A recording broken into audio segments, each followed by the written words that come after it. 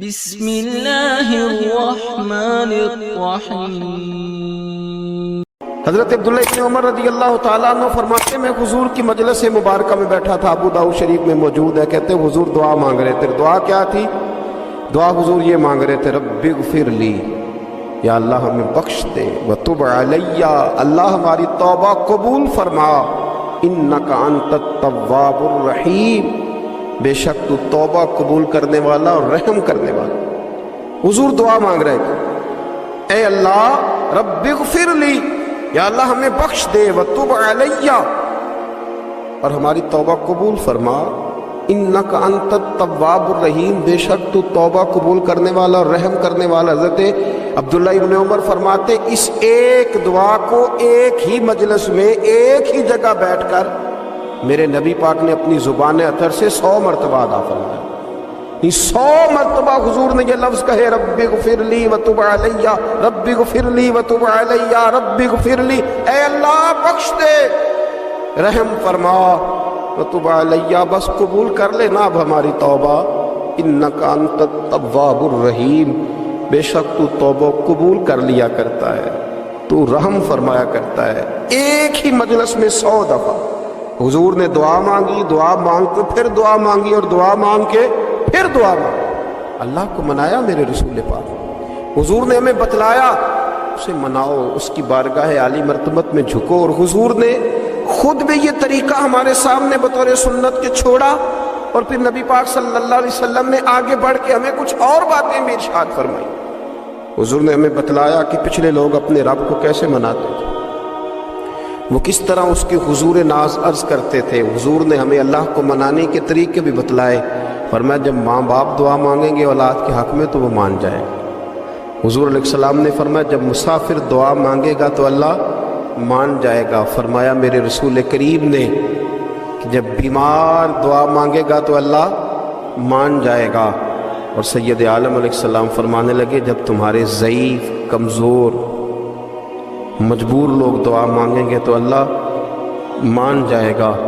اور حضور نے فرمایا جب تم فرض ادا کر کے دعا مانگو گے تو اللہ مان جائے گا۔ اور میرے محبوب نے فرمایا جب پچھلی رات اٹھ کے تم اس کے حضور عرض کرو گے تو وہ تمہاری دعاؤں کو قبول کر لے گا، وہ تم مان جائے گا۔ اور حضور نے ہمیں دن بتائے، فرمایا جمعے والے دن مانگنا مان جائے گا، شب قدر کو مانگ لینا مان جائے گا، شب برات میں دعائیں کرنا وہ مان جائے گا، رمضان کی راتوں میں مانگنا مان جائے گا، قرآن پاک کے ختم کے موقع پر دعا کرنا مان جائے گا۔ طریقے بتلائے۔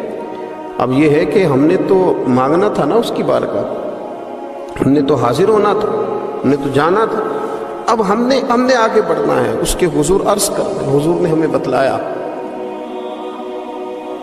کہ مومن متقی ہوتا ہے نا، پرہیزگار ہوتا ہے، تو اس نے کچھ نیکیاں بھی کی ہوتی ہیں، جس طرح اسے اپنے گناہوں کا پتہ ہوتا ہے نا، اسے پتہ ہوتا ہے کہ نہیں یار فلاں کام میں نے فقط اللہ کی رضا کے لیے کیا ہوا ہے، وہ میرا اور میرے رب کا راز ہے۔ فرمایا جب تم بڑے الجھ جاؤ نا، جب تم بڑی آزمائش میں آ جاؤ، اور جب تم سمجھ لو کہ اب میں بڑی تکلیف میں آ گیا ہوں، تو پھر ایک طریقہ حضور نے ہمیں اور بھی بتلایا مانگنے کا، ایک اور طریقہ بھی بتلایا، اور وہ روایت صحیح مسلم میں موجود ہے۔ راوی حضرت عبداللہ ابن عمر رضی اللہ تعالیٰ، حضور فرماتے ہیں 3 لوگ سفر کر رہے تھے، یہ آپ اندازہ فرمائیے صحیح مسلم کی حدیث ہے، اور ذرا حضور کے سمجھانے کا ایک یہ رنگ بھی ہے اللہ کو منانے کا، ایک یہ انداز بھی ہے اس کی بارگاہ میں گزارشات پیش کرنے کا، یہ بھی ایک طریقہ حضور نے ہمیں بتلایا۔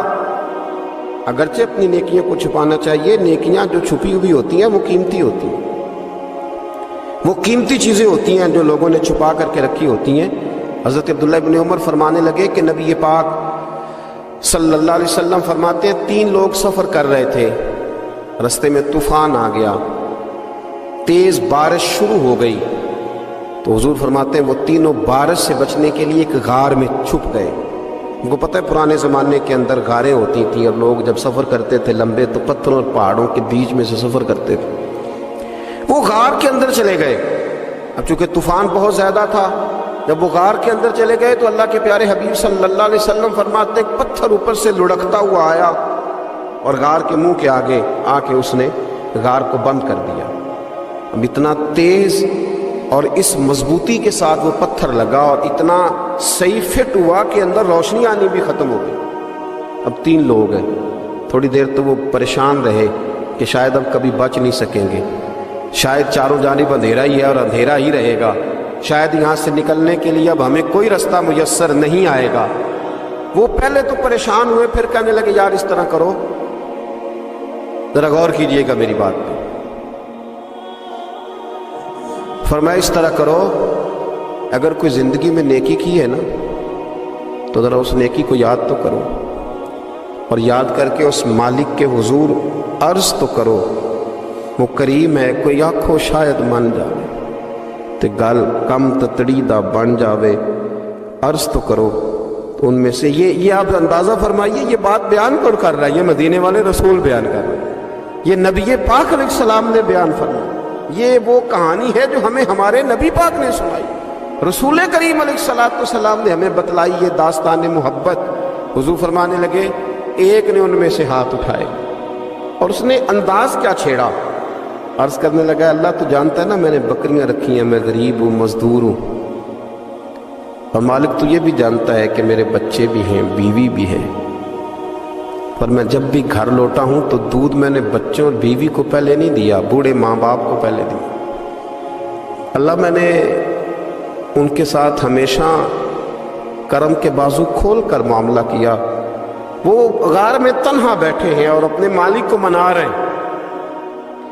عرض کرتے ہیں اللہ تجھے یاد ہے نا ایک رات جب میں بڑی دیر سے لوٹا تھا، لکڑیاں کاٹتے، درخت تلاش کرتے، مجھے دیر ہو گئی، میں دیر سے لوٹا تھا، نیت یہ کر رکھی تھی کہ دودھ سب سے پہلے ماں باپ کو پلاؤں گا، مالک جب میں لوٹا تو وہ بوڑھے تھک کر کے سو گئے تھے، میری بیوی نے مجھے کہا کہ بچوں کو پلا دو، وہ سو گئے، تو میں نے کہا نہیں میرے ذمے ہے ان بوڑھوں کے دل کو ٹھنڈا کرنا، ان سے پیار کرنا۔ اللہ بیوی مانگتی رہی، بچے طلب کرتے رہے، میری ٹانگوں میں گھومتے رہے، بار بار آتے رہے، اور میں نے دودھ نہیں پلایا۔ اے مالک فجر ہو گئی، آفتاب طلوع ہونے کا وقت آ گیا، پر میں نے ماں باپ کے بیدار ہونے کا انتظار کیا۔ اے اللہ وہ جب اٹھے تو ان کی آنکھوں میں جو میرے لیے دعا تھی اور ان کے سینوں میں جو میرے لیے کرم تھا، اگر تیری بارگاہ میں وہ نیکی قبول ہے تو مالک پھر رحم فرما، نہ اس مشکل سے آسانی عطا فرما۔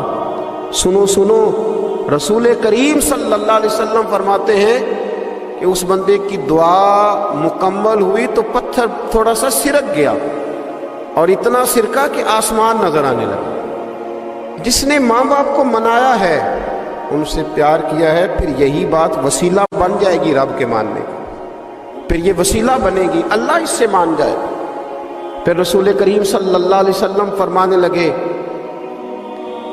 دوسرا بولا اور عرض کرنے لگا کہ اے اللہ تو جانتا ہے مجھے اپنے چچا کی بیٹی بھانے لگی تھی، میں اس کی طرف رغبت کرنے لگا تھا، اور میں نے جب اس سے جا کے ارادہ کیا کہ میں تیرا طالب ہوں، تو اس نے مجھے کہا کہ پہلے 100 دینار لاؤ بانا، تو اللہ میں نے مشقت کر کے 100 دینار جمع کیے، اور جب میں پوری طرح اس پر حاوی ہو گیا، وہ میرے قبضے میں آ گئی اور گناہ کا میں نے ارادہ کر لیا، تو اس عورت کے منہ سے ایک جملہ نکلا کہ اللہ سے ڈر، اے مالک وہ میرے قبضے میں تھی، اے اللہ میں گناہ پر قادر تھا، میں چاہتا تو گناہ کر لیتا، لیکن جب اس نے تیرا نام لے کے کہا نا کہ اللہ سے ڈر، اللہ میں ڈر گیا، میں اسے چھوڑ کے آ گیا۔ اگر تجھے یہ بات پسند ہے تو پھر نکال دینا اس مشکل سے، پھر کر دینا کرم۔ اللہ میری بھی تو چڑھتی جوانی تھی نا، میں بھی تو سب کچھ کر سکتا تھا، پر تیرے لیے، تیری خاطر میں لذت گناہ سے باز رہا، تو اللہ تو رحمت فرما دے۔ حضور فرماتے اس کی دعا مکمل ہوئی تھی کہ پتھر تھوڑا اور سرک گیا۔ پھر تیسرا بولا اور اس نے بول کے کہا، اے اللہ ایک مزدور کو، ایک دیہڑی دار کو، ایک غریب کو میں نے کام پہ رکھا ہوا تھا، یہ تیرا اور میرا راز ہے اللہ۔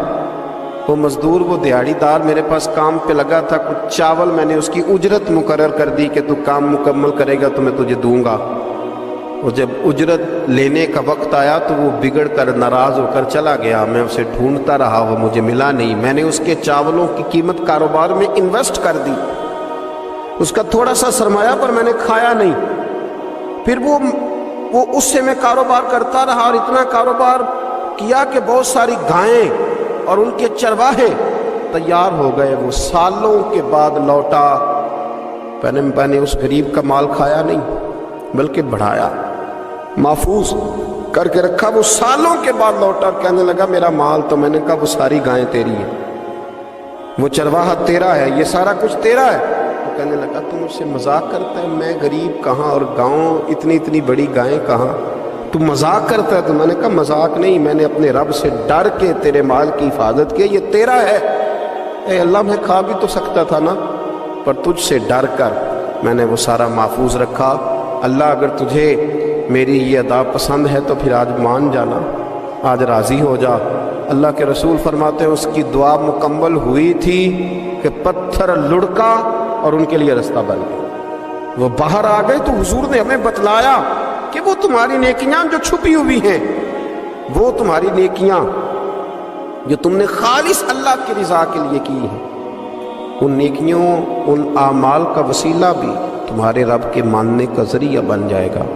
اس کو منایا جائے، اس کے حضور حاضری دی جائے، اس سے بخشش کا سوال کیا جائے، اس کی بارگاہ میں یہ گزارش کی جائے کہ اللہ غریبوں، مجبوروں، کمزوروں اور ان لوگوں کے صدقے جو اللہ رستہ دیکھ رہے ہیں کہ رستہ کب کھلے گا، جو تیری بارگاہ کرم کے سوالی ہیں، ان کے صدقے تو رحم فرما، تو کرم فرما.